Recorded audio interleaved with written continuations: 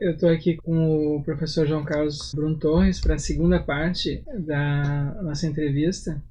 E hoje eu gostaria de fazer perguntas mais específicas sobre os artigos que ele escreveu e que, na boa parte dos quais, serão republicados em 2 volumes que vão sair em breve. Não tem previsão, né, professor? Não, ainda não tem, porque estou revisando os artigos e tem que depois achar os editores, que é sempre uma questão bem complicada. Eu escolhi alguns assuntos, alguns artigos, por tratarem de temas sobre os quais o senhor escreveu mais de uma vez. Então, eu estou supondo assim, que esses artigos são mais ou menos representativos. Um deles é o artigo Cognição Intuitiva e Pensamento de Ré. Então tem uma sequência, acho que tem ali mais de 10 artigos, né, sobre Kant. E esses artigos, um dos temas assim sobre os quais o senhor tratou foi a ideia de cognição intuitiva. E nesse artigo em particular, Cognição Intuitiva e Pensamento de Ré, e também no Kant e o Selvagem da Nova Holanda, o senhor sustentou que a doutrina kantiana da cognição intuitiva é uma variante avant la lettre da doutrina contemporânea dos pensamentos de Ré. E essa é uma leitura de Kant que contradiz uma interpretação vulgar, talvez uma interpretação comum mais difundida, né? Segundo a qual apenas a síntese de conceitos e intuições nos dão objetos. Então, o senhor poderia nos apresentar brevemente qual é o argumento principal desse artigo e em que sentido intuições podem nos dar objetos mesmo sem a intercorrência de conceitos? Eu acho que posso, Rogério. Mas antes eu faço uma preliminar dizendo que não é à toa que tu começasse com esse texto, porque foi naqueles anos em que tu estavas lá na faculdade, que eu estava dando aula naquele período, que eu me ocupei bastante desses assuntos e apresentei para vocês lá já naquela ocasião posições que eram próximas dessas aí. Esse artigo eu apresentei num evento, que eu acho que era, não sei se era um evento da Ampof, mas o professor Guido Antônio de Almeida estava lá, me ouviu e depois me disse, envia por favor lá para a analítica, que esse artigo que eu acho que é interessante. Tá? E foi o primeiro de uma série de textos que eu escrevi realmente sobre esse assunto. A ideia é essa, não é? De que, afinal de contas, nós somos capazes de ter uma apreensão de objetos, ainda que a gente não disponha dos conceitos correspondentes. A posição contrária, não é, de que Kant tem uma posição que exige que toda cognição envolva um conceito, é dominante, ela não tem nada de vulgar. Essa é a posição assim, que predomina na literatura especializada. No entanto, a minha impressão, na verdade mais do que a minha impressão, a minha convicção é de que essa posição faz pouco do que é a doutrina transcendental dos elementos, porque a crítica da razão pura, toda a estrutura dela é pensada a partir dessa noção de doutrina transcendental dos elementos, que depois se divide na analítica, na estética transcendental e na analítica transcendental. Depois compreende também a dialética. Bom, tem toda uma base textual, sim, que eu acho que eu poderia agora pegar ali a crítica da razão pura e apontar ali certas passagens onde Kant diz, não é, que a gente... Sim, que a intuição nos dá objetos. Nos dá objetos. Então, isso são afirmações. Depois tem uma passagem bem no início onde ele fala do peso, né, que você pega o peso e você sabe que é peso. Então tem várias passagens aí. Mas isso implica em atribuir uma certa autonomia para a estética transcendental e, por conseguinte, para o que Kant chama as formas puras da intuição. E a ideia é de que as formas puras da intuição também nos dão um acesso às coisas com as quais nós interagimos perceptivamente. E até isso é uma coisa que tu trabalha sobre isso, né? O espaço sendo uma condição para isso, e o tempo também, e ambos sendo compreendidos como certas predisposições que nós temos, certas capacitações que a gente tem para abrir os olhos e nos apercebermos, assim, de que há um espaço e que os objetos estão saturando zonas desse espaço. Essa questão foi objeto da crítica do Eberhard. Eu não venho, o caso aqui, reconstituir a crítica do Eberhard, a crítica, no fundo, é dizer que isso aí, de algum modo, já estava lá em Leibniz, tá? Mas o que me importa para esse fim aqui dessa pergunta é o que o Kant diz, então, nesta resposta ao Eberhard. onde ele diz que o Weber diz que ele fala muito de imagens e da imaginação, e o Kant diz: eu não falo demais, eu estou dizendo que a gente tem uma capacidade originária, que a gente adquire originariamente as representações do espaço e do tempo, e que isso é uma condição para que a gente possa perceber os objetos como situados no espaço, e isso independe propriamente de você sabe isso, por assim dizer, antes de fazer os juízos. Eu não sei se naquela época que tu estavas lá fazendo aqueles cursos na faculdade, se eu estavas lá quando eu, fazendo umas leituras complementares, li um artigo da Feixiu, que era uma psicóloga cognitiva ligada a um grande núcleo de estudos de psicologia cognitiva. E eles ali mostram que crianças assim, com idades muito precoces, ainda com meses, assim, ao serem colocados diante de um pequeno palco onde tem objetos e se familiarizarem com eles, essas crianças, se de repente um desses objetos sai, elas ficam olhando mais para aquela cena. E a psicologia cognitiva interpreta isso como tinha ali uma espécie de compreensão primária do que são objetos. E até uma certa cardinalidade, né? Porque afinal serão 3 ou 4, aí um sumiu. Elas... Sim, eram experimentos com bebês, né? Que o bebê fica surpreso quando um objeto desaparece atrás de um biombo, reaparece 3 do outro lado. Então, acho que aquilo aí é uma espécie de evidência. Mas eu acho que, do ponto de vista assim, estritamente da interpretação do pensamento do Kant, essas passagens da resposta a Eberhard são muito importantes, porque Kant diz... Kant não é um inatista, né? Mas essas capacidades, ele disse, estas são inatas. Tá? E depois, mais adiante, na medida que eu fui refletindo mais sobre essas coisas, eu vinha a pensar que isso tem que se articular, na verdade, com a analítica transcendental e com a doutrina das categorias. E nesse sentido, eu acho que o concurso do entendimento na estruturação da nossa experiência e do nosso acesso primário às coisas, ela está envolvida desde sempre. Mas isso implica em que a gente recuse a maneira usual como essa intervenção do entendimento é pensada no comentário dominante a respeito da crítica da razão pura, que envolve imediatamente uma espécie de anterioridade também necessária dos conceitos empíricos propriamente ditos com relação a isso. Então a minha ideia é a seguinte, né? Os conceitos, as categorias são conceitos do objeto em geral. Então o conceito de substância pressupõe uma certa estabilidade, a capacidade de tu distinguir, por exemplo, a cor do cavalo do cavalo. Aí você teria uma conjugação que se faria entre as intuições empíricas e os conceitos puros do entendimento, que não seriam necessariamente intermediadas pelos conceitos empíricos correspondentes. Eu acho que isso é importante porque isso permitia que a gente compreendesse também como é que se dá o processo de aquisição dos conceitos empíricos, uma vez que o inatismo é recusado.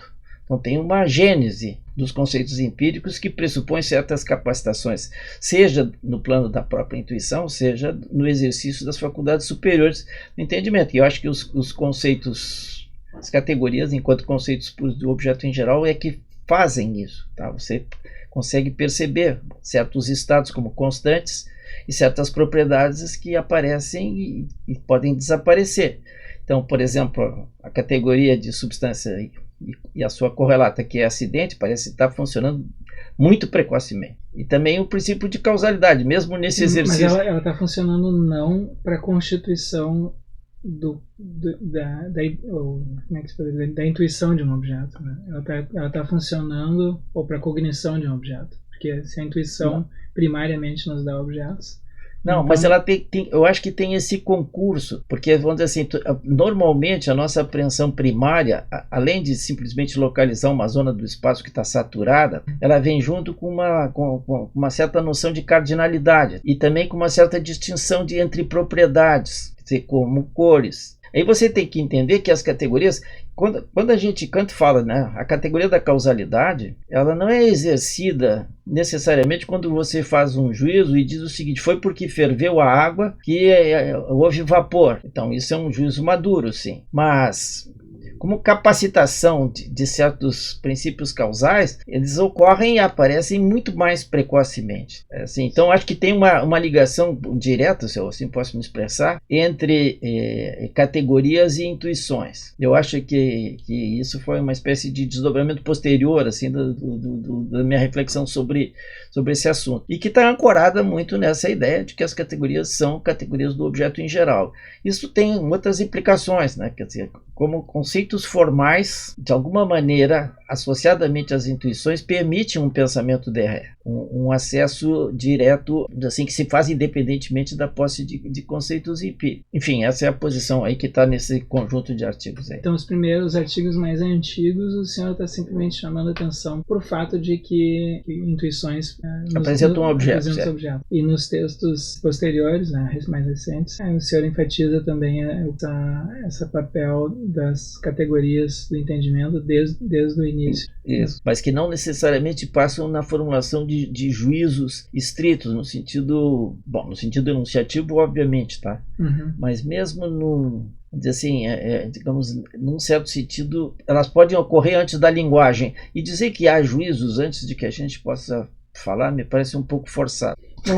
Talvez não te convença, mas eu particularmente estou muito convencido. Eu não sei, eu não tenho opinião formada sobre isso, não. Eu recordo que nos alunos daquele tempo sempre tinha assim, uma dificuldade com relação a isso, né? Porque isso contrariava um pouco o que os outros kantianos lá da Gersony e Baltazar estavam dizendo. E o artigo McDowell e as estátuas de Dédalo é uma continuação desse assunto ou é outro assunto?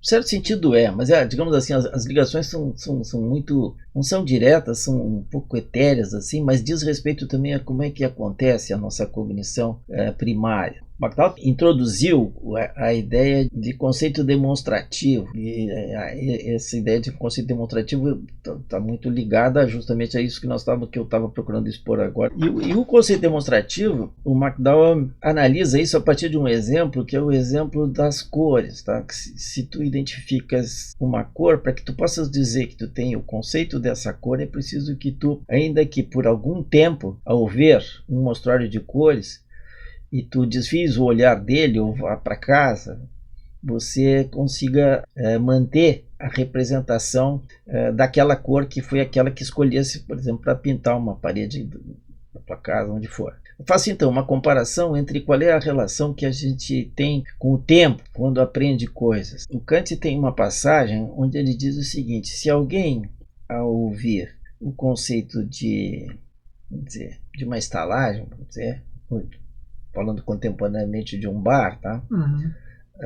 Ou de uma cantina, ele tivesse na sua cabeça exatamente a representação e a recordação daquela cantina específica onde ele teve, o Kant diria que essa pessoa teria uma intuição, mas não teria um conceito. Isso é uma passagem que agora não vou saber te dizer onde é que está, mas é um texto bem conhecido e que eu comentei mais de uma vez.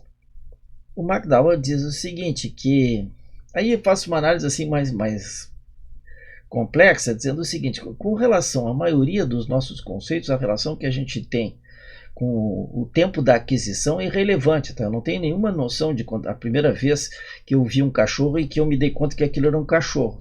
E o fato de que eu tenho esse conceito de cães, vamos dizer, ele é independentemente desses momentos aquisitivos primários. A tese do McDowell é que, pelo menos no caso dos conceitos demonstrativos, o tempo cumpre esse papel. Você tem que guardar a representação daquela cor, tá? Sim, porque depende daquela demonstração específica. Daquela ali. Que aconteceu num momento particular. Bom, aí eu tenho um argumento de que, nesse sentido, vamos dizer assim, tu não terias propriamente instâncias. Como é que fica a relação digamos assim, aquisição desse conceito de cor, tá? Se tu tens que te lembrar exatamente da cor que tu visse, então, quando num segundo momento tu voltas a ela e a reconhece como sendo a mesma, tu tem que supor que digamos, a base para afirmar que é a mesma cor, é a representação que tu tens daquela cor originária. Tu tem que ter isso. Uhum. E por conseguinte, a relação dessa cor originária com as reocorrências delas, seja na mesma situação, no mesmo monstruário, ou seja num outro, ou seja numa parede, vai depender desse cotejo que seria feito entre a representação primária e a outra. Então tu não pode dizer que as recorrências e as apresentações sucessivas e os reconhecimentos sucessivos que tu tivesse daquelas cores como sendo idênticas àquelas que primariamente tu identificasse, não são instâncias propriamente, elas são réplicas, de modo que tu então não terias uma universalidade aí presente, tá? A menos que,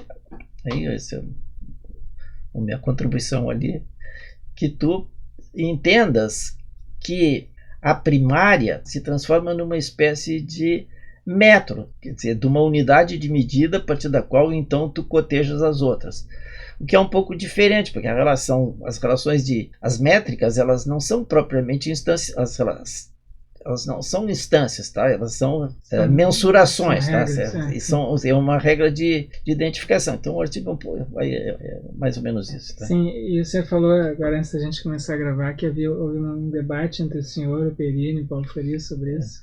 Houve um debate porque eles me disseram o seguinte: não, mas esse negócio não pode fazer muito sentido, né? Porque tu não guardas na memória com essa exatidão aquela cor, tá? Eu disse, bom, mas uma memória de cores, se ela não é cromática, então não é memória. Então não é memória de cor. Essa foi a minha resposta.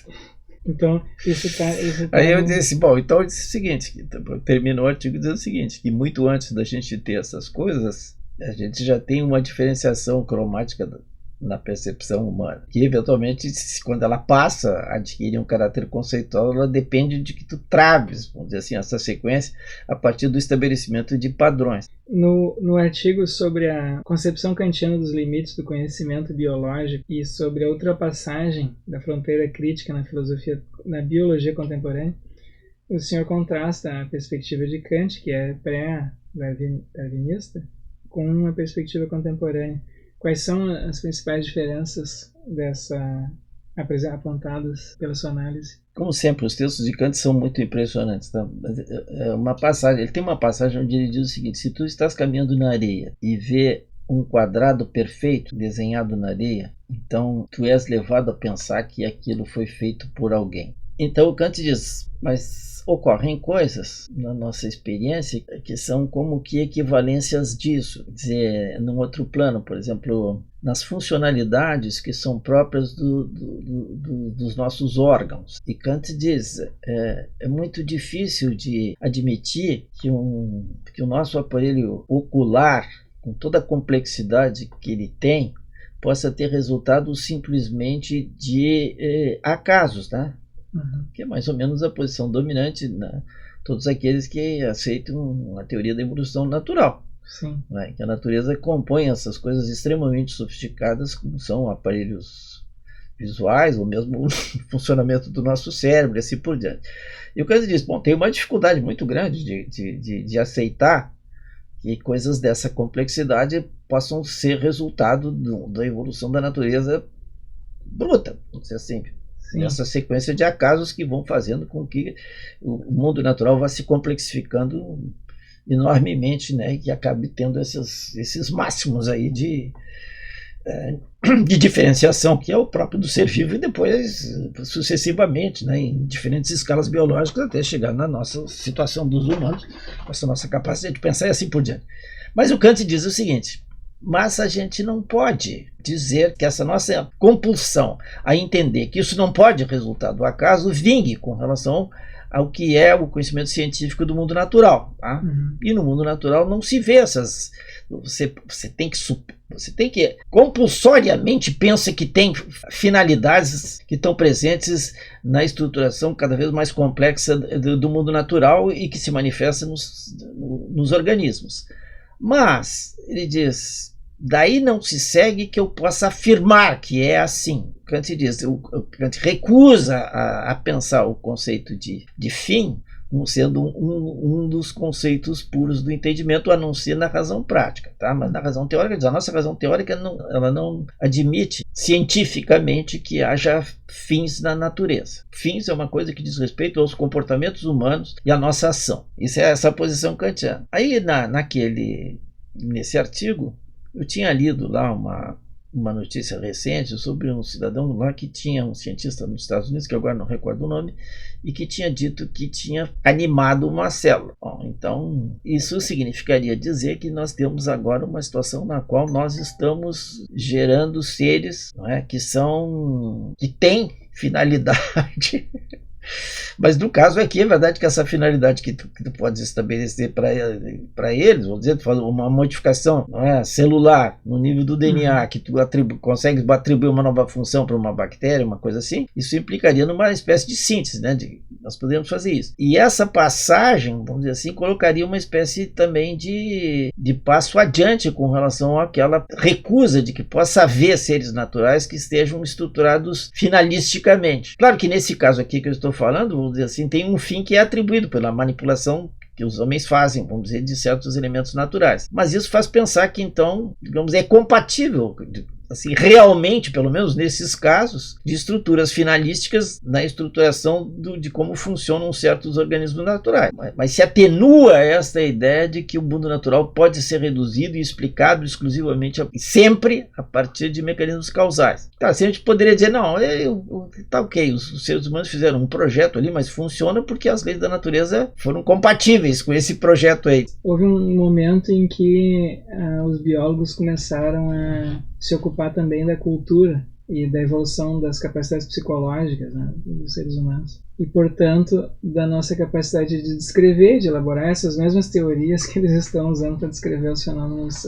biológicos. Então, como que se incorporaram na prática científica, de teorização científica, o ponto de vista da natureza que está sendo descrita e o ponto de vista da descrição do cientista que busca fazer essa descrição, né? E então essa separação, assim, esses limites, né, que o Kant utiliza para falar da natureza se tornam mais difíceis de delinear, porque a teoria que nós usamos para descrever essa natureza que não é finalística, ela é elaborada por seres humanos que estão sujeitos aos mesmos processos, e agora de seleção natural, de evolução. Então eu penso que isso tudo assim se tornou bem mais complexo e interessante na filosofia do século XX. Não, estou bastante de acordo, mas é óbvio, né? Isso aí, assim, num certo sentido, quer dizer, qualquer médico, né, que você faz uma consulta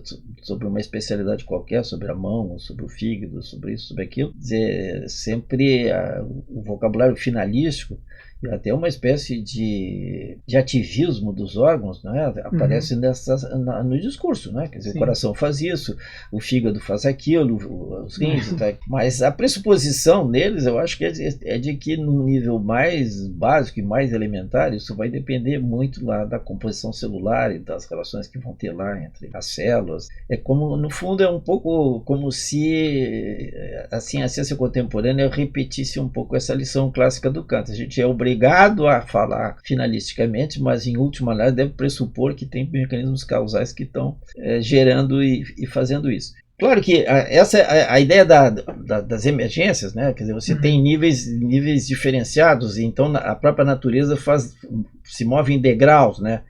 E esses degraus têm uma certa independência com relação às etapas anteriores. Quer dizer, então, assim, seres biológicos não podem ser explicados exclusivamente levando em consideração as relações físicas lá no nível atômico. E depois você daria mais um passo e também diria a mesma coisa, quer dizer, seres vivos complexos que têm cérebros desenvolvidos, o universo psicológico, os estados mentais desses seres aí desse outro nível também não podem ser explicados exclusivamente pelos elementos que são próprios lá da atividade celular no plano biológico, tá? O nosso pensamento, as nossas decisões, etc. Tem isso aí, eu acho mais ou menos assim, mas isso foi objeto da nossa discussão do outro dia. A minha impressão, vamos dizer assim, é de que o drive fundamental é de que, de algum modo, você vai ter que poder explicar o que está acontecendo nos níveis superiores a partir dos níveis inferiores. Mas explicar não fica bem claro em que sentido. Está longe disso, eu acho, de estar sendo bem explicado essas visões assim mais enfim, dessa distinção de patamares, quer dizer, a emergência como constituindo níveis ontológicos diferentes uns dos outros, superiores, e uma certa irredutibilidade dos superiores aos inferiores. Não tem um sentido onde isso é mais ou menos inegável, porque não adianta, a física não explica o funcionamento do rim, nem o funcionamento do coração, etc. Sim. É que nessas explicações assim reducionistas, o cientista sempre se coloca de um ponto de vista externo aos sistemas ali que ele está explicando.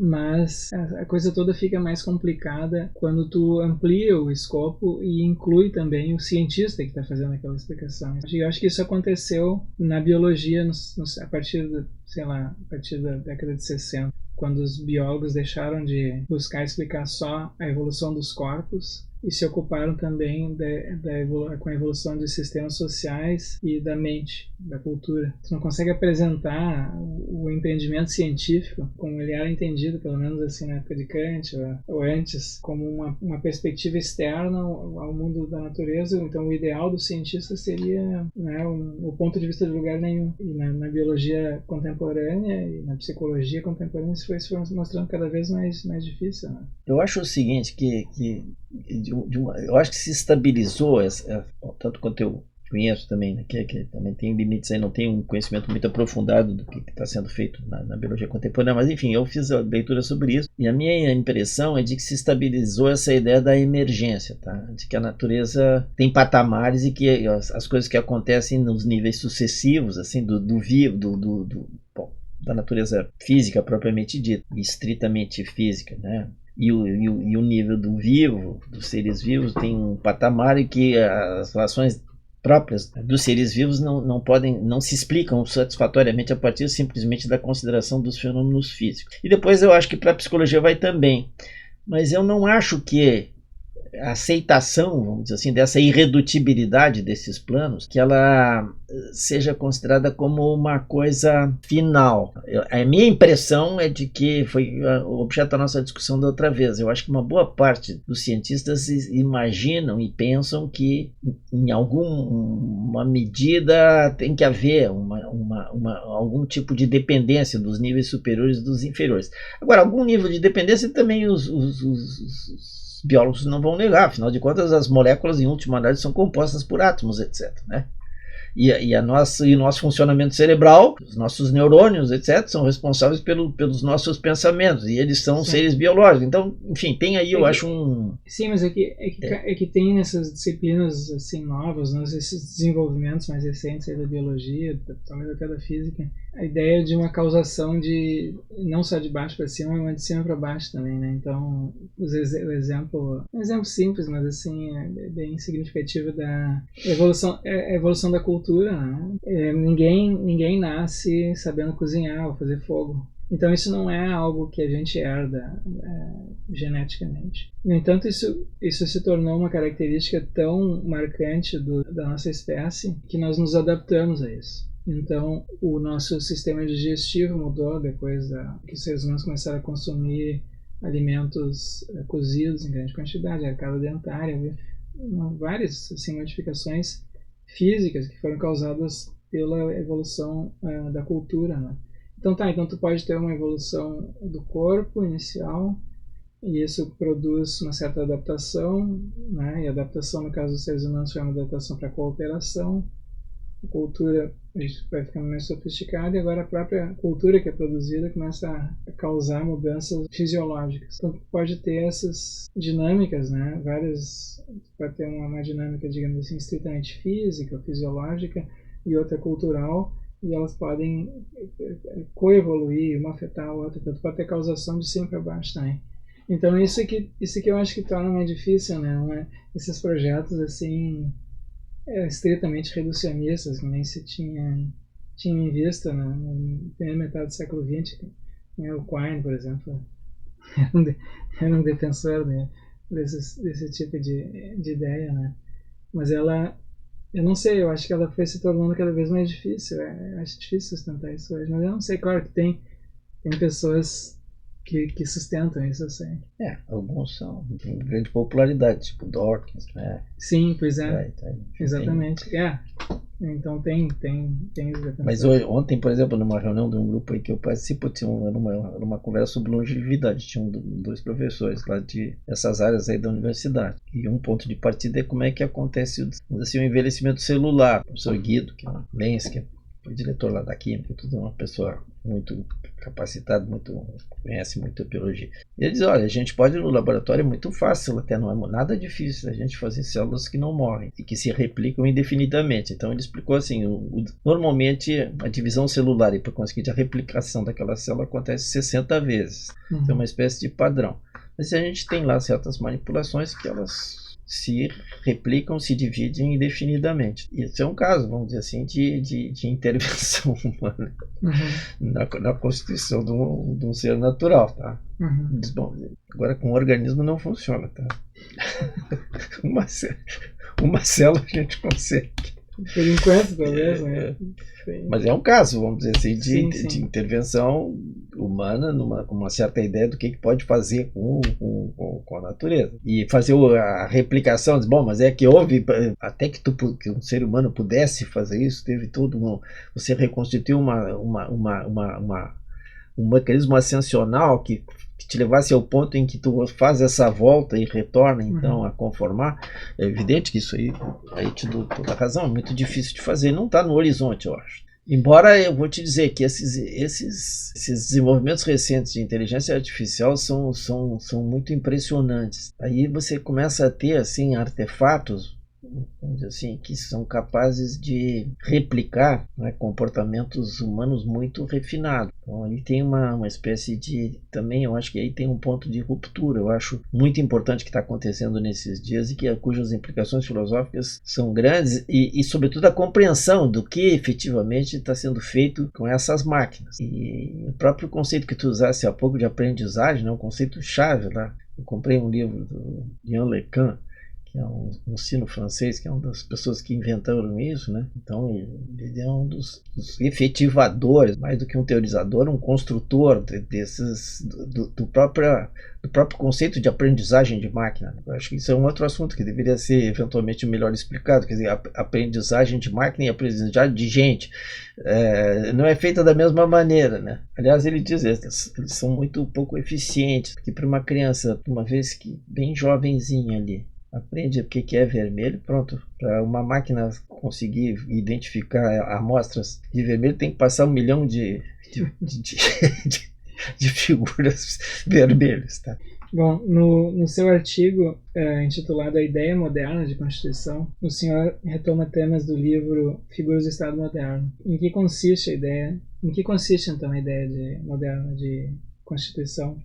Qual é a novidade introduzida pela ideia moderna de Constituição que estava ausente, que não estava presente nos estados monárquicos medievais? Quais são os limites dessa ideia e como ela poderá se rearticular ou se modificar no futuro, tendo em vista os diversos tipos de pressão transnacionais, grandes corporações, problemas ambientais globais, a internet, etc. São várias questões assim, ligadas umas nas outras, mas assim, quando eu escrevi esse texto, eu estava pensando numa coisa mais limitada, assim, quer dizer, fazendo um contraste entre os estados representativos tais como eles foram criados paradigmaticamente a partir da Revolução Americana, da independência dos Estados Unidos, e a Revolução Francesa.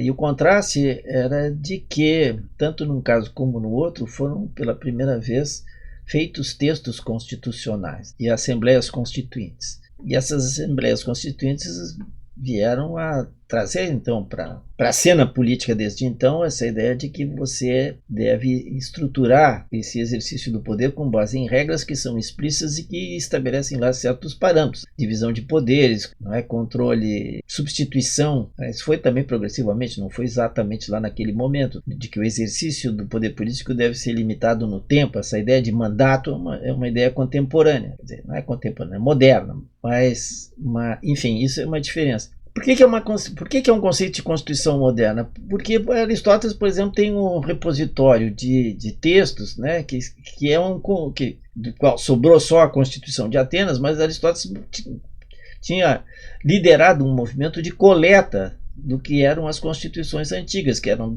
descrições de como nas diferentes cidades gregas, e eventualmente na Pérsia, não sei se isso também estava lá naquele elenco que ele tinha mandado recolher naquela época, que eram descrições do modo como o poder político era organizado. Mas, e ele próprio, a palavra Constituição faz parte, vamos dizer assim, da cultura política grega, como referência, e até certo ponto eu acho que também de Roma. Mas essa ideia de você ter um texto explícito que deriva de uma produção legislativa destinada a reflexivamente estruturar os modos de organização do poder político e as condições de participação das pessoas, aí o conjunto de liberdades que costuma vir associado à ideia de Constituição moderna, que ela é inseparável da Declaração de Direitos Humanos, seja no caso dos Estados Unidos, seja no caso da França, é uma coisa moderna. A Inglaterra sempre é uma história mais complicada com relação a esse assunto, porque muito precocemente, já a partir da Magna Carta, não é? Os barões ingleses, lá no século XIV, começaram a dizer para o rei: escuta, respeita aqui, tem certas coisas aqui que não, você tem que respeitar. E impuseram isso. E na Inglaterra o poder real, até os Tudor, foi sensível a isso, um certo reconhecimento de certos direitos de comunidades, como os portos, como Londres, que tinha uma certa autonomia com relação a isso e certos limites ali de exercício do poder real. Mas isso ainda está longe.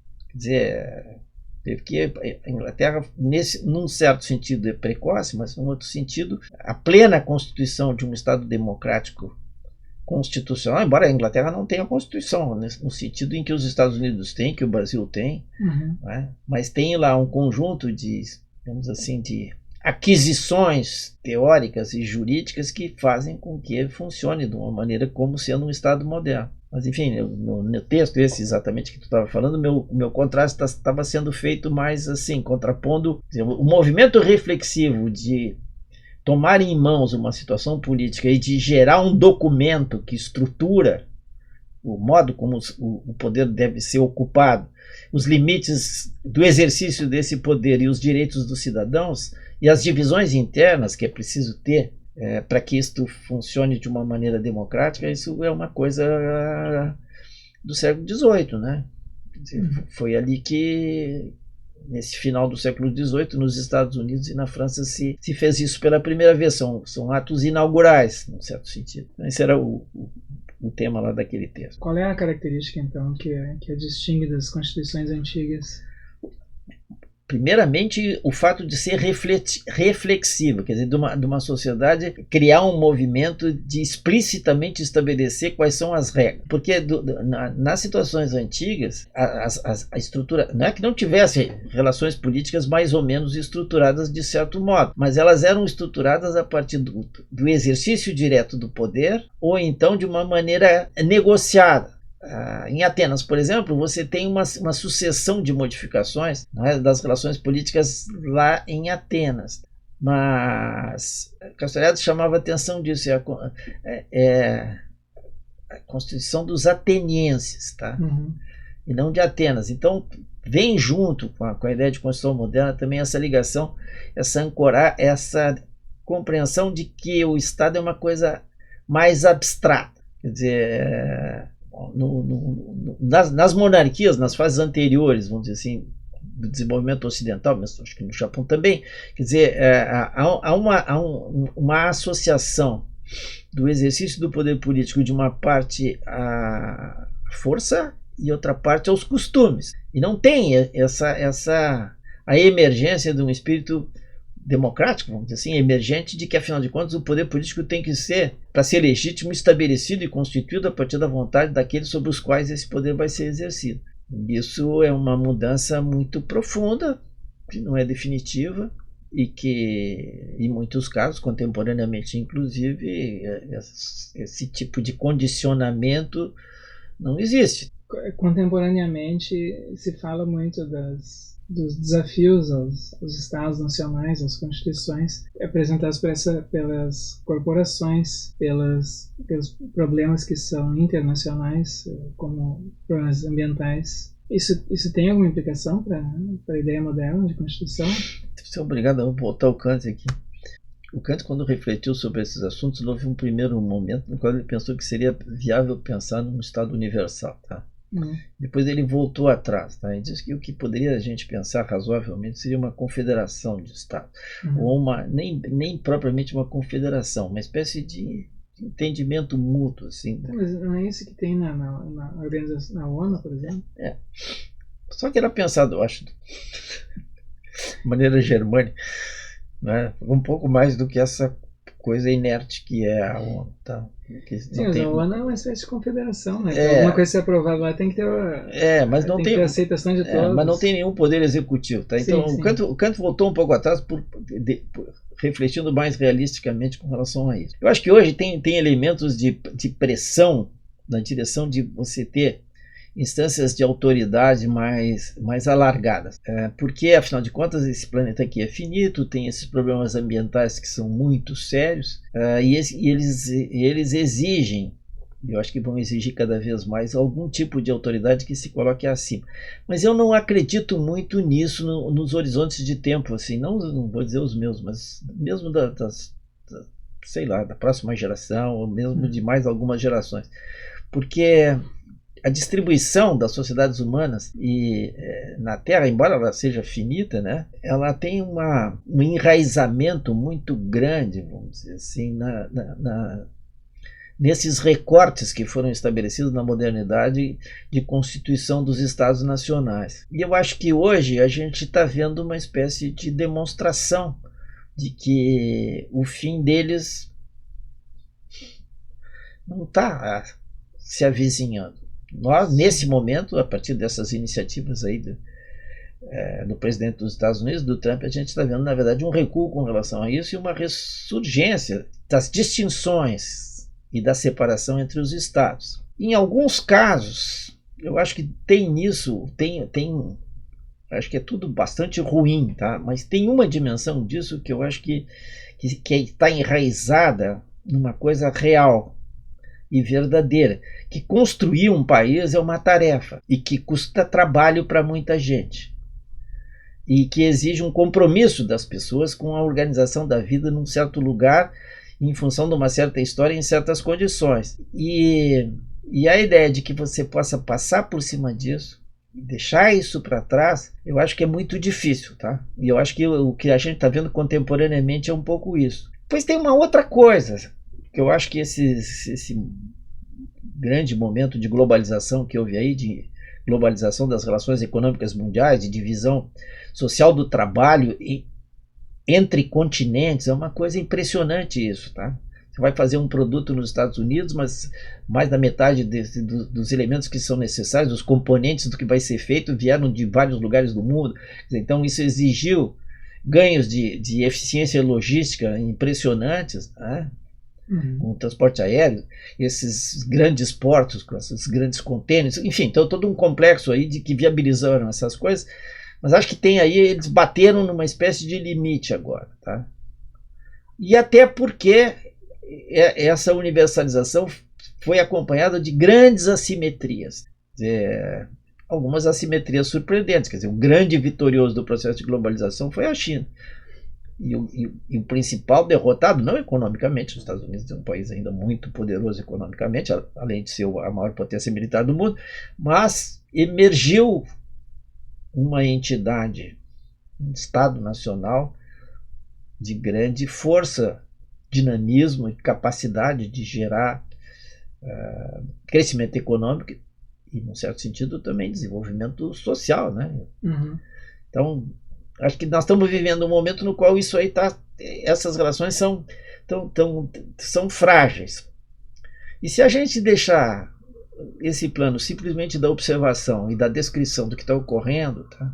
E pensar mais ou menos normativamente, eu acho que a gente tem que ter essa lição de prudência, de que esses processos de criação de uma sociedade humana unificada, eles esbarram. Eu acho, a gente tem que reconhecer de que esse processo tem que avançar muito no sentido da igualdade entre as sociedades, né, e uma certa equivalência, não só do bem-estar, que torne menos problemática as diferenças que a gente observa hoje entre as situações de país e dentro dos países entre as classes, mas também de uma certa superação da singularidade cultural dos países, tá? E dos valores que são próprios e que derivam de tradições próprias. Então acho difícil a gente manter um ideal assim universalista. Pelo menos assim, não é? Acho que ele deve continuar como uma espécie de ideal, mas ele deve ser encarado, vamos dizer, como o destino de uma marcha que é multissecular. E tem essas críticas à globalização agora parece que vem da direita e da esquerda, né? Porque tem esses movimentos assim nacionalistas de direita, o Trump seria um exemplo, mas tem também umas críticas culturais a isso que vem à esquerda, né? No sentido de que é importante preservar as culturas locais, de não haver assim uma homogeneização dos produtos culturais no globo inteiro, que as culturas locais têm um papel importante a desempenhar e elas são fonte de riqueza, de identidades e que merecem ser preservadas e são ameaçadas, né, por esses processos de globalização. Então é uma situação curiosa essa, porque a gente teve um período de, sei lá, uns 20, 30 anos de um grande movimento assim, em direção a essa globalização, e agora parece que há um refluxo disso, né? Mas é um refluxo que vem dos dois lados, me parece, não sei. Acho que sim, acho que está colocando muito bem, acho que é isso mesmo que está se vendo. Mas isso coloca questões assim práticas, né, importantes para como se encaminhar posicionamentos agora com relação à situação que estamos vivendo, que eu acho que é muito crítica, sabe? Nós estamos vivendo num momento assim da história muito o rearmamento assim que está ensejando essas rupturas aí, ainda que semi sérias assim, né? Porque esse presidente dos Estados Unidos muda de opinião de um dia para o outro e tem essa estrutura, esse comportamento negocial assim meio caótico, né? Então não sabe bem o que vai acontecer, mas o fato é o seguinte, abalou um pouco essa ideia assim de que estava um pouco assim, todo o Ocidente assim, sob a liderança americana está tranquilo. Sim, e deve obedecer, não sei o que. A história acabou. Isso aí, essas coisas aí se abalaram, eu acho que se abalaram com consequências muito sérias. Sim, vamos adiante. Eu queria ter mais umas perguntas. No artigo discutindo a lei de Gelson, o senhor parte de uma frase pronunciada pelo jogador de futebol da seleção de 1970 em um comercial de cigarros. E ele dizia: é preciso levar vantagem em tudo, certo? Que análise o senhor fez nesse artigo dessa frase? E como a sua análise se compara com análises do tipo como as do antropólogo Roberto da Mata, que analisou expressões similares na cultura brasileira, uma a qual ele se dedicou é a famosa expressão "você sabe com quem está falando", ou o fenômeno aquele chamado carteiraço. Então, qual é o argumento discutindo a lei de Gelson e como ele se compara com análises como essa do Roberto Mata? Acho que nos dois casos, não vou te falar tanto do argumento, mas assim, do que eu tinha em mente, né? Quando eu escrevi aquela comunicação, como sempre essas coisas assim, eu e tu, enfim, nós, os praticantes da filosofia, a gente sempre torna essas coisas mais diretas e mais simples, mais complexas. Mas a intenção e a motivação que estava subjacente àquilo era o fato de que os comportamentos entre nós estavam e estão, em alguns contextos, naquele momento, estava muito sensibilizado com isso, né?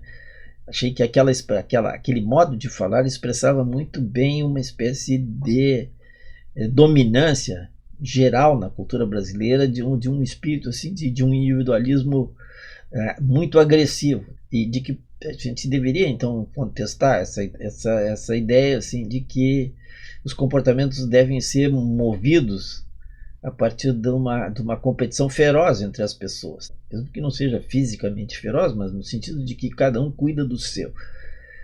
E eu acho que isso vicejou enormemente nesses últimos 40 anos. Não quero dizer que essa expressão seja a expressão mais adequada do que é a vigência do neoliberalismo no mundo, tá? Mas o fato é de que nesses últimos 40 anos, a ideia de que cada um é responsável completo pelo seu destino, e se as coisas vão mal consigo, então o que tem que fazer é começar de novo, e o afrouxamento, por conseguinte, das ideias de solidariedade entre as pessoas, criaram uma situação na qual essa frase, embora de uma maneira muito agressiva, aparece como apropriada para um certo ideal de comportamento que é próprio de uma sociedade no qual as relações de mercado vicejam como a orientação dominante, aquela que cabe a cada um de nós ter com relação à condução da sua própria vida e ao modo de interação com os outros. As sociedades são complexas, e evidentemente qualquer um de nós, na nossa vida cotidiana, a gente sabe que nem todas as pessoas e nós próprios nem sempre nos comportamos assim. Mas eu acho que vivemos tempos nos quais a força desse tipo de comportamento autointeressado e agressivamente autointeressado e de individualismo ocupou um lugar dominante na cultura universal, eu digo. E eu acho que isso é uma perda muito grande, especialmente em países como o nosso, quer dizer, países assim que têm desigualdades tão profundas, né? E que têm origens assim, na verdade, vergonhosas, que é o Brasil ter sido o último país a abolir formalmente o escravismo no mundo. Tá? Então, num país tão desigual como o nosso, você deixar completamente em segundo plano a ideia de solidariedade, eu acho que é uma coisa que leva a uma sociedade como a gente tem, muito. Mas eu tenho a felicidade de não ter guerras, né? Sim. Mas ele tem uma tensão interna muito grande. Sim, a minha motivação era essa, quer dizer, naquele momento chamar atenção para o fato de que naquela expressão de uma figura tão significativa para todos nós, né, porque afinal o Jadson foi um grande jogador, né? E ele ser o porta-voz desse enunciado era um pouco assim, um sintoma, vamos dizer assim, de uma situação social assim preocupante. Pelo menos a minha intenção política era essa. Eu passei 5 anos nos Estados Unidos fazendo doutorado e lá me chamou a atenção, assim, uma coisa que me chamou a atenção foi que eles parecem ter a vida pública deles mais bem resolvida, as normas éticas são conhecidas, são mais obedecidas, mas a vida assim, a pessoal dos americanos me parece mais travada, mais difícil. E ao contrário do que acontece no Brasil, né? No Brasil parece que as relações afetivas, sociais, familiares, amorosas são mais fluidas e a nossa vida pública é toda travada e cheia de problemas. Então eu fico me perguntando assim, né, se isso aí não seria, essa frase do Gerson não seriam assim apenas um aspecto, né, da cultura brasileira. Eu não sei se você leu o livro do Eduardo Gianetti, Trópicos Utópicos. Não sei se você conhece. Não li. Então depois eu corto essa parte aqui, que eu ia perguntar se você lembra. Mas eu fico me perguntando se essa... Mas diz aí, qual é a ideia geral do livro? A ideia geral do Eduardo Gianetti é que a nossa cultura brasileira, ela preservou elementos pré-modernos, em que a ética doméstica, né, é mais importante do que a ética estatal, pública. E ele acha que o Brasil tem uma contribuição positiva a dar em face desses problemas contemporâneos, que é em que a gente tem assim esse domínio dessa ética de mercado, de competição, ou de desenraizamento, né, das pessoas, das suas raízes assim, culturais, familiares. E, então, enfim, tu tem problemas assim de crise de identidade, de falta de sentido na vida e relações assim afetivas mais travadas. E então ele acha que uma parte disso se beneficiaria de um pouco mais de uma ética mais familiar, afetiva. Mas é claro que aí tem o lado negativo disso, né, que é transportar essa ética doméstica para o domínio público, né, que é o que se faz aqui no Brasil. Mas, enfim, ele acha que os americanos, alguns europeus fizeram o contrário. Transportaram a ética pública para o domínio doméstico e as casas ficaram frias. Então ele acha que no Brasil a gente tem ainda uma mistura desses dois elementos. E ele é um dos poucos autores que eu conheço que é otimista, assim, com relação, bem otimista, com relação à cultura, o futuro da cultura brasileira e a contribuição que o Brasil tem a dar no mundo.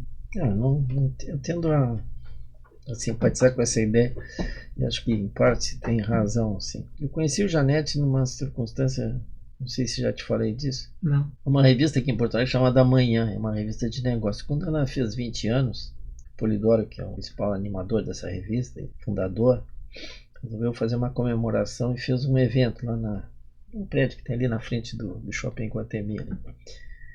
E convidou o Janete para falar, porque o Janete tinha acabado de publicar o livro O Valor do Amanhã. E também me convidou também o Pedro Parente, que é um grande técnico aí do governo Fernando Henrique, e depois aqui era um executivo aqui da RBS, pessoa também muito qualificada. E nessa época eu estava trabalhando em governo e eu estava com pouco tempo e tudo, mas eu li o livro do Janete, e lá na minha secretaria tinha uma pessoa que pirateava filmes. E aí eu pedi para ele o seguinte: me faz aqui, me pega uma cena desse filme Perfume de Mulher. E aí ele fez, me deu a cena, né? E vamos lá, eu fui lá no evento, então um evento grande, um auditório muito cheio, assim. E o Janete falou, depois eu falei. E aí eu tinha lido o livro, vi que era uma pessoa muito bem formada, de grande competência e tudo, elogiei o livro e tudo, mas eu disse, mas eu gostaria de discutir um aspecto aqui desse teor do livro, tá? E se vocês me dão licença, quero apresentar aqui um fragmento de um filme aqui, tá? E ninguém tinha, até então não tinha PowerPoint, nem imagem nenhuma, etc. Então, aí passou essa cena do Perfume de Mulher, no qual aquele coronel do exército, lá cego, chega no cassino e está tocando tango, e entra a moça, ele sente o perfume da moça, vai lá e a convida para dançar o tango. E ela disse, mas eu não posso, meu namorado chega em 5 minutos. E aí ele responde, mas vive-se uma vida num minuto, tá? Aí eu disse, eu acho que o meu ponto lá era dizer o seguinte: olha, a ideia assim de uma espécie de linearidade do tempo, né? E de que você deve pensar nas consequências daquilo que tu faz, e nesse sentido evitar uma preferência ao presente. Eu acho que tem contextos em que isso faz sentido, mas em outros contextos isso não faz muito sentido, porque o tempo se torna heterogêneo.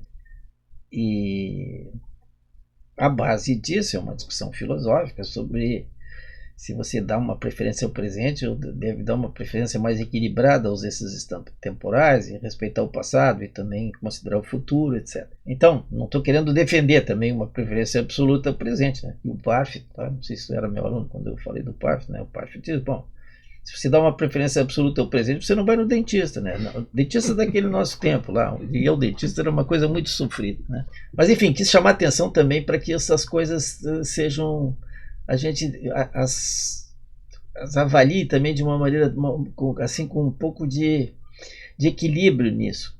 Porque, por exemplo, dar um exemplo da situação brasileira, tá? O Brasil, tenho refletido sobre isso agora mais recentemente, pensando sobre isso, mais sobre a situação do nosso país. Os estados de bem-estar social que foram criados no mundo, esses que são aqueles que a gente considera como países desenvolvidos, todos foram construídos com tributações que representavam mais de 40% do PIB. O Brasil está fazendo essa performance de criar um estado de bem-estar social num país de renda média e com uma participação da tributação, não é, sobre as altas rendas muito baixa. Quer dizer, então nós estamos vivendo uma situação de querer fazer uma coisa que é muito difícil de fazer. E que, aliás, os chineses, durante esse grande boom deles aí, não fizeram, não se preocuparam em criar imediatamente, etc. Então, você poderia raciocinar assim, dizer, não, mas o Brasil deveria ter feito isso, aceitava um período mais longo de amadurecimento antes de querer fazer esses benefícios sociais que hoje estão sendo feitos. Esse é um caso no qual eu acho discutível esse juízo, porque tem gerações presentes que estão obtendo, assim, socorros em algumas vezes, em outras vezes ajudas muito importantes na estruturação e constituição das suas vidas, que eu acho que são positivas e relevantes. Então, questão complexa, especialmente se tu desse para uma análise assim mais da vida política real. Mas acho que tem alguma coisa a ponderar nesse sentido. O Janete ficou surpreso, assim, e tal, e depois defendeu a posição de que tem que levar em consideração que a gente se compromete menos com o futuro que deveria, que somos muito imediatistas. Naquele livro, tá? Sim. Essa outra contribuição que está falando, eu acho que é muito significativa. E ele, em geral, eu acho que é uma grande personalidade da cultura brasileira, não tenho dúvida. Em um dos seus artigos para a nova coleção de ensaios, o senhor apresenta anotações para uma releitura do Manifesto Comunista de Marx e Engels. Qual é a releitura proposta? Diz que o Manifesto Comunista faz uma descrição extraordinária, na sua primeira parte, do desenvolvimento do capitalismo no mundo, tá? Das mais eloquentes que já foram feitas, apesar de ser um crítico. E do poder que teve de transformação, crescimento das forças produtivas, da riqueza, da tecnologia, etc. Marx faz toda a primeira parte do Manifesto Comunista, é isso. Mas na segunda parte, aí ele faz uma espécie de performativo, tá? Assim, termina com um slogan, né? Operários do mundo unidos, né? E esse é um performativo que, de algum modo, fracassou, não é? Porque os performativos, eles, assim, os não institucionalizados, isso é uma outra coisa que algumas pessoas acham que isso foi uma das poucas coisas que acham que isso aí foi uma invenção conceitual que eu fiz aí do performativo de risco. Mas na verdade é derivado do Austin, tá? Porque o Austin examina, assim, situações que são institucionalmente ligadas, tá? Então se alguém que é um oficial do registro civil ou um padre declara uma pessoa marido e mulher, então esse enunciado realiza a situação, a alteração do estado civil daquelas pessoas. Pelo menos a igreja agora já não é assim, mas durante muito tempo aqui no Brasil foi assim. Mas se você tem situações nas quais, assim, situações que não estão institucionalmente ligadas, foi essa expressão que eu usei, tá? Que são abertas, então você depende dos efeitos perlocucionais, como dizia o Austin, né? De como é que isso era recebido por aqueles que são os destinatários e os ouvintes daquela fala. O que eu, digamos assim, a contribuição desse artigo é dizer que o Marx fez um performativo e que esse performativo acabou, digamos assim, ao mesmo tempo que teve uma força grande, porque afinal de contas ele foi recebido positivamente por muitas comunidades e muitos agentes políticos do mundo, mas ao mesmo tempo essa é a contribuição direta. Passado o tempo, se vê que, digamos, esses efeitos perlocucionais não se produziram, pelo menos como ele previa, né? No tempo, não sei bem, isso não é tão claro, tá? Porque afinal de contas, Marx dizia, mas eu não disse que era amanhã que isso ia acontecer, embora ele tivesse muito esperançoso de que a Alemanha, que era um país muito desenvolvido, viesse a... Sim, mas a previsão dele era que os países mais industrializados iam fazer. E o que aconteceu foi o contrário. Não aconteceu. Mas a ideia é essa, de que digamos, é um exemplo paradigmático de um performativo não ligado. Mais uma última pergunta. No ensaio Sartre e a Fraternidade, o que o senhor procurou mostrar? Na outra entrevista, na primeira parte, o senhor falou que inicialmente o senhor foi muito influenciado pelo Sartre. E como o senhor abordou os temas esses marxistas, parece ter sido um pouco influenciado, né, pelo Sartre, uma vez que reconhece assim um papel importante da individualidade, da liberdade, que foge, né, aos sistemas sociais, políticos e econômicos. O que você procurou mostrar nesse ensaio? Eu queria saber em que medida essas leituras iniciais suas do Sartre permaneceram com o senhor durante esses anos. Elas permaneceram latentemente, tá? Assim, na juventude eu não li o Seria Nada. Nesse período aí, que era mais ou menos sartriano, li muito a Crítica da Razão Dialética. Livro pouco lido e eu acho subestimado, tá? Eu acho que a distinção entre série e grupo que tem lá é uma distinção extremamente importante, em modo como Sartre analisa aquilo e tudo mais. Mas nesse caso aqui eu li coisas do Seria Nada, especialmente da parte sobre a liberdade. O que me interessou foi uma passagem onde o Sartre disse: se você vê alguém numa situação de fome e sede e você dá a água, isso é a conduta moral. Mas ponto do Sartre é que ela será realmente, genuinamente, em última análise moral, se você fizer isso espontaneamente, tá? Se você não fizer isso porque você acha que é a sua obrigação, tá? E nem propriamente porque você está com pena, mas porque é inadmissível aquela situação. E isso, evidentemente, não se separa, vamos dizer assim, de uma... Isso não seria, assim, um tipo de posição aristotélica, de uma espécie de virtude, que o virtuoso também age espontaneamente, ele incorporou aquilo ao seu caráter, né? E ele espontaneamente reage às circunstâncias. Do ponto de vista sartriano, isso é uma coisa assim mais... Sartre... Não esquece, né? O Serenado é um livro todo, a segunda parte é sobre a liberdade, né? Então você não tem esses condicionamentos assim, quer dizer, você tem, mas eles não são relevantes, quer dizer, na definição do teu caráter, vamos dizer assim, não é que a tua... Isso é uma coisa complexa, esse artigo eu gosto dele. Tá? Sartre diz, não é que o teu futuro venha roubar sempre o teu passado e levar numa outra direção, tá? Mas tem um ponto na filosofia dele em que tem uma acentuação disso, né? Do gesto livre e incondicionado, e que está para além, vamos dizer assim, das regras normativas antecedentes, uma espécie de relação direta que tu faz de uma pessoa com outra, né?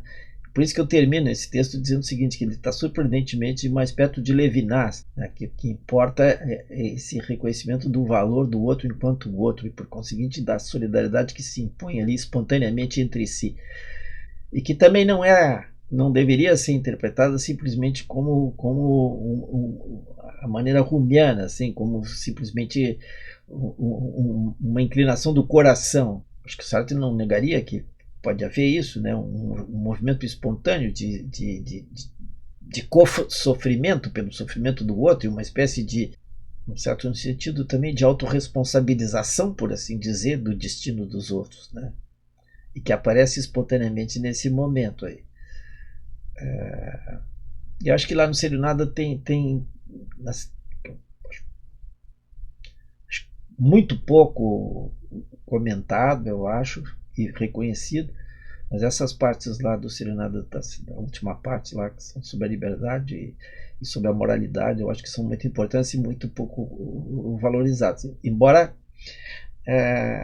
tenha uma literatura, especialmente na Bélgica, boa sobre de renovação dos estudos sartrianos.